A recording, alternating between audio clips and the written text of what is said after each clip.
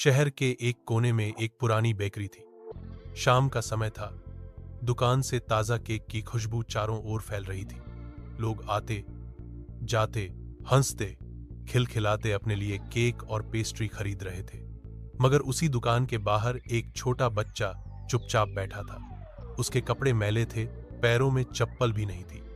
उसकी आंखें बार बार शोकेस के अंदर रखे चॉकलेट केक पर टिक जाती। उसकी मुट्ठी में सिर्फ थी का नोट था। वही उसकी सारी पूंजी थी।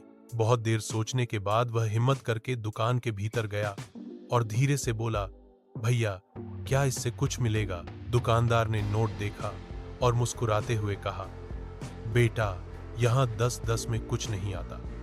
यह सुनकर बच्चे का चेहरा उतर गया।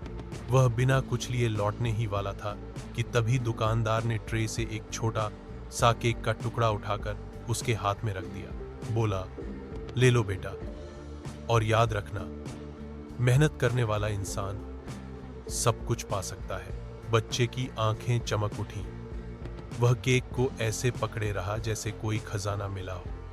जाते जाते वह दरवाजे पर रुका और बोला, एक दिन मैं पूरी दुकान खरीदूंगा। दुकानदार हौंस दिया, पर बच्चे की आवाज में सच्चा विश्वास था। साल गुजरते गए।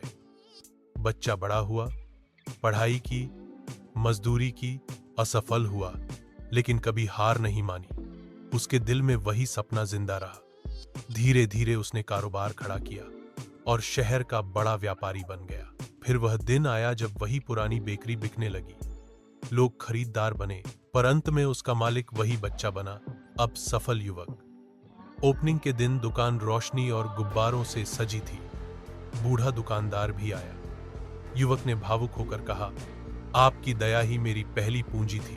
दुकानदार की आंखें नम हो गई। सच है, एक छोटी सी मदद किसी की पूरी जिंदगी